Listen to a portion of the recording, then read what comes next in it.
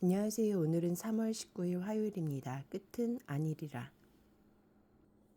마가복음 13장 1절부터 13절까지 말씀입니다.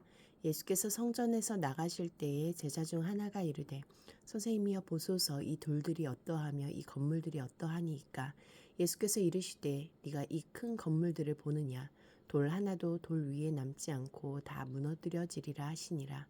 예수께서 감람산에서 성전을 마주 대하여 앉으셨을 때에 베드로와 야고보와 요한과 안드레가 조용히 묻되 우리에게 이르소서 어느 때에 이런 일이 있겠사오며 이 모든 일이 이루어지려 할 때에 무슨 징조가 있사오리이까. 예수께서 이르시되 너희가 사람의 미혹을 받지 않도록 주의하라. 많은 사람이 내 이름으로 와서 이르되 내가 그라하여 많은 사람은 미혹하리라. 난리와 난리의 소문을 들을 때에 두려워하지 말라. 이런 일이 있어야 하되 아직 끝은 아니니라. 민족이 민족을 나라가 나라를 대적하여 일어나겠고 곳곳에 지진이 있으며 기근이 있으리니 이는 재난의 시작이니라. 너희는 스스로 조심하라. 사람들이 너희를 공회에 넘겨주겠고 너희를 회당에서 매질하겠으며 나로 말미암아 너희가 권력자들과 임금들 앞에 서리니 이는 그들에게 증거가 되려 함이라. 또 복음이 먼저 만국에 전파되어야 할 것이니라. 사람들이 너희를 끌어다가 넘겨줄 때에 무슨 말을 할까 미리 염려하지 말고 무엇이든지 그때에 너희에게 주시는 그 말을 하라. 말하는 이는 너희가 아니요 성령이시니라. 형제가 형제를 아버지가 자식을 죽는 데에 내주며 자식들이 부모를 대적하여 죽게 하리라. 또 너희가 내 이름으로 말미암아 모든 사람에게 미움을 받을 것이나 끝까지 견디는 자는 구원을 받으리라. 1절과 2절 말씀에서 예수님은 어떤 분입니까? 성전을 떠나시면서 하나님의 심판인 성전 파괴를 선언하십니다.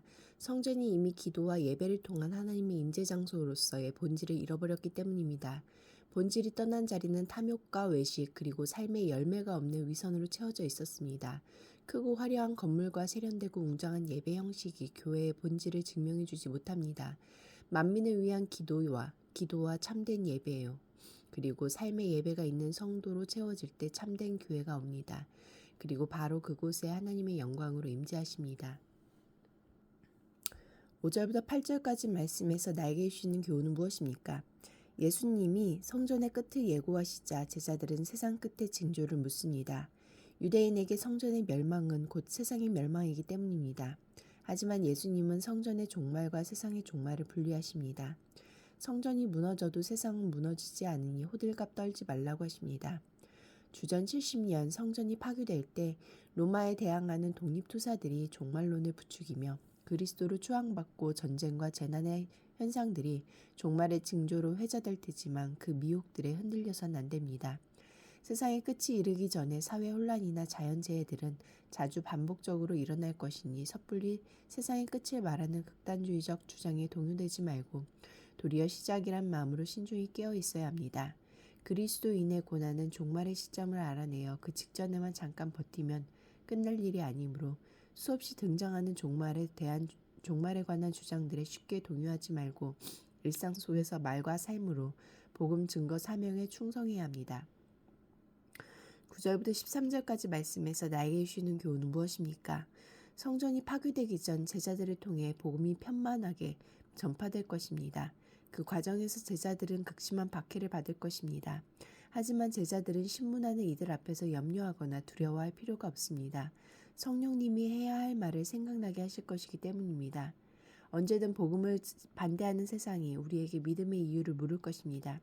대답할 말을 준비해두고 성령님께 도움을 구하면 가장 적합한 방식으로 복음을 설명하도록 도우실 것입니다. 기도하시겠습니다. 공동체를 위해서는 교회와 신앙의 본질을 회복하고 성경의 바른 지식 안에서 자라나게 하소서. 열방을 위해서는 미얀마 북동부 난민 캠프에 폭탄이 터져 민간인 29명이 숨졌다. 민간인을 향한 군부 정권의 무분별한 공격이 그치고 민간 정부와의 대화가 진전되어 하루속히 안정과 평화가 찾아오도록 함께 기도하시겠습니다.